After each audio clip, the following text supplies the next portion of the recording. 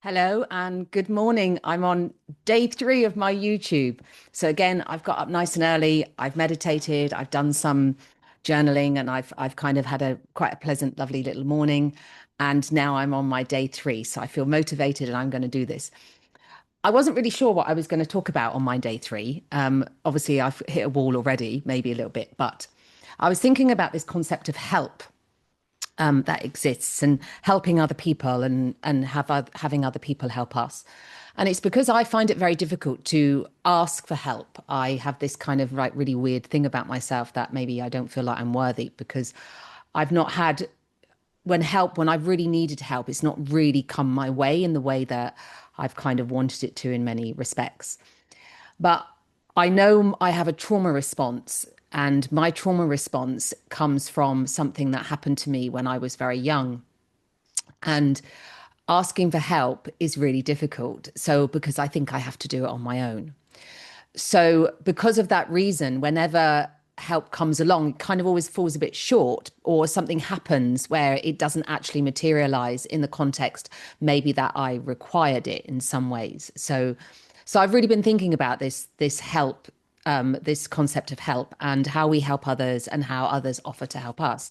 So I was looking up at the definition because for some people, I've come across some people in my life who they have to have something in return for the help that they provide. So it becomes a transaction rather than just being genuine, like, I really want to help you. I know that in my life, I've overhelped, I've overcompensated with things that, like, my worth, my validation, and I've helped more than I should have, which is also disabling for other people. So it was really interesting for me to start thinking about this. And so I looked at like the meaning of it and what help means. And it says, so it's a verb: to assist or aid someone in doing something. She helped me carry the boxes. To make something better or less difficult. To prevent or reduce harm. Better communication could help avoid misunderstandings. Or to make something better or less difficult. This medicine helps with headaches. Then we have, it's like, it says it's a noun. I don't know if this, this is just what I've researched. So the action of giving assistance. He offered his help when I was struggling. A person or a thing that provides assistance. Her advice was of great help. So those are just examples that I actually got off Chat GPT, right? So those are the examples that I've got of help. So it's like, so when we help people, we're giving our time, we're giving our energy, and we're giving our assistance. Now, I work with lots of people who overhelp, they people please.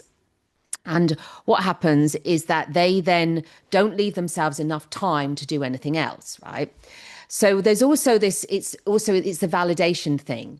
But I've also had people in my life who have offered to help me, and then when I've taken them up on that offer, there's been a reaction from them in the context of now they want something from me.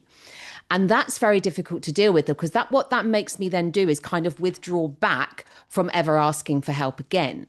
So I think that when we do offer help, I think we have to kind of really sort of ask ourselves a few questions. One, do I actually have the time to do this? Do I have the time to do this thing that this person is asking me to do? Am I the right person to offer this help and assistance?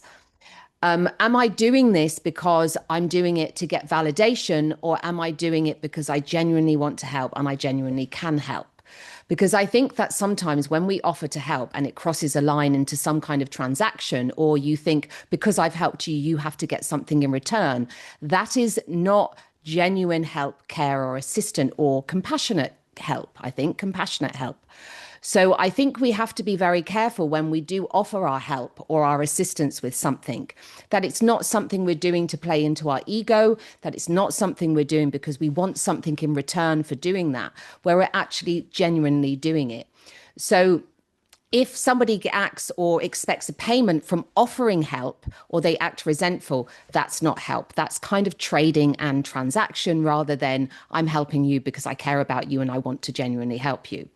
So if you just ask yourself those few questions when you come up against something. So if you're somebody who overhelps, or if you're somebody who feels like when I get help, when I help other people, it makes me feel good. It gives me dopamine. It makes me feel really good, makes me feel wanted and needed. if you're helping for those reasons, then perhaps explore why it is that you're helping. So you just ask a few questions before you go through that gate of, yes, I'm going to do this. And like I said earlier, is ask your question self, like, is this something that I really can do? Am I the best person to help with this particular issue or offer assistance? Is there anything that I like? Is it going to take up too much of my time? So maybe I don't have the time to do this, right? Is it something that maybe they can get help with through some kind of research or something from the internet or some other signposting them to something? But also, I think one of the key things is like, am I doing this because I genuinely want to help them? Or am I doing this because this is about validation? Or am I doing this because I want something in return from them? So ask yourself just a few questions before you go through that gate of, I am going to help you, right? And also, instead of just offering help, what you can do is actually say to people, if you genuinely want to help them, is say to them, would you like some help with that? Then that opens the doorway for them to say, yes, I do, or no, I don't, or yes, that would be amazing because I'm struggling and I don't know what to do. So when someone comes to you as well, when someone comes to you for help, sometimes people are coming to you for help because they really genuinely need that help. And maybe they struggle with asking for help. So if you never actually ever hear from them, apart from when, okay, well, that's actually no, because whenever you hear from people who only ever come to you when they need help, that's not great either. But if somebody that you know who's a good friend of yours never really asks for much, but then one day turns around and says, I really need some help with something, the chances are that they struggle with maybe asking for help, and they do a lot of things on their own. You have a lot of people who has trauma responses, and I am one of those people who do lots of things on their own, don't really ask for very much. And then when they do ask, it's because they're on their knees and they really need some help. So when someone comes to you for help, just go through a few questions, explore your reasons for it, and whether or not you do have the time, you do have the energy, you do have the resources to do it. Because sometimes we are not the best placed person to give that person in front of us the help. Sometimes they need it from someone else. And also, sometimes we don't have the time. And when we say we're going to help and we don't have the time to help, and then what we do is we then don't help, that can be also frustrating for the other person. So this has just been my thoughts about helping, and just from my experience and just from my clients and some of the reading around helping that I've done, and just a bit of food for thought.